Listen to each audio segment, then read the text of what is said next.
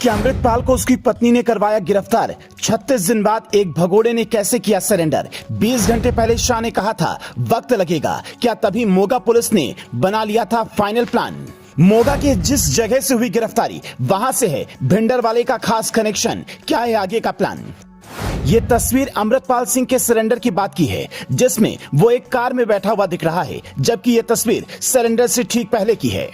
दोनों तस्वीर ध्यान से देखेंगे तो पता चलेगा जो हिंदुस्तान के खिलाफ साजिश रच रहा था, देश के गृह मंत्री को खुलेआम धमकी दे रहा था, वो पुलिस कस्टडी में आने के बाद बिल्कुल डरा हुआ है। जब वो सरेंडर का प्लान बनाता है तब वो इतना घबराया हुआ नहीं था जितना कि गिरफ्तारी के बाद घबरा उठा है। पर यहाँ सवाल ये है कि अमृतपाल को क्या उसकी पत्नी ने ही गिरफ्तार करवा दिया, जिसके बारे में बताएं उससे पहले सुनिए 36 दिनों तक पुलिस की नजरों से भागने वाला अमृतपाल पकड़ा कैसे गया। मीडिया रिपोर्ट के मुताबिक शनिवार रात अमृतपाल अपने समर्थकों के पास मोगा के रोडे गांव पहुंचा।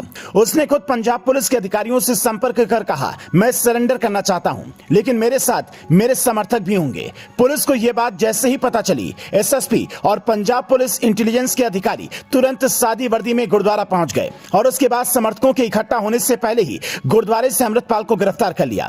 इसकी सूचना खुद पंजाब पुलिस ने ट्वीट करके दी, लेकिन सवाल यह है कि अमृतपाल को उसकी पत्नी ने ही अरेस्ट करवा दिया। यह तस्वीर 20 अप्रैल की है, जब उसकी पत्नी किरणदीप कौर अमृतसर एयरपोर्ट पर लंदन की फ्लाइट पकड़ने पहुंची थी, लेकिन इमिग्रेशन अधिकारियों ने उसे रोक लिया। 3 घंटे की पूछताछ के बाद घर भेज दिया। तो क्या किरणदीप ने ही पुलिस को कोई सुराग दिया, या फिर किरणदीप ने घर जाकर अमृतपाल को यह बताया कि अब बचना मुश्किल है।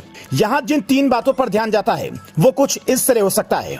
पहला, किरणदीप पहले लंदन जाती, फिर अमृतपाल को वहां बुलाने का इंतजाम करती और पुलिस उसे ढूंढती रह जाती। दूसरा, किरणदीप को इस बात का डर हो गया कि जब तक अमृतपाल नहीं पकड़ा जाता मैं वापस लंदन नहीं जा पाऊंगी। तीसरा, अमृतपाल खुद भाग भाग कर थक गया, किसी ने शरण नहीं दी, तो आखिर में पुलिस को बोला सरेंडर करूंगा। खास बात यह थी कि उसने सरेंडर के लिए जिस जगह को चुना वो भिंडरवाले का गांव है। जिस भिंडरवाले के नक्शे कदम पर अमृतपाल चल रहा था, तो उसने जानबूझकर मोगा के रोडे गांव को चुना, क्योंकि इसी गांव में भिंडरवाले का जन्म हुआ था। यहां तक कि अमृतपाल सिंह जब दुबई छोड़कर इंडिया लौटा और खालिस्तानी संगठन वारिस पंजाब का मुखिया बना, तो इसी गांव में दस्तारबंदी का कार्यक्रम भी करवाया। वो ये दिखाना चाहता था कि देश में दूसरा भिंडरवाला आ चुका है। लेकिन शायद अमृतपाल ये भूल चुका था कि तकनीक के इस जमाने में काफी कुछ बदल चुका है। करीब 20 घंटे पहले अमित शाह ने कहा था अमृतपाल की गिरफ्तारी में थोड़ा वक्त लग सकता है, लेकिन वो अवैध गतिविधियां नहीं चला पाएगा। पंजाब सरकार ने इसे लेकर अच्छा काम किया है, हमने भी भरपूर मदद दी है। पंजाब में कोई खालिस्तानी लहर नहीं है।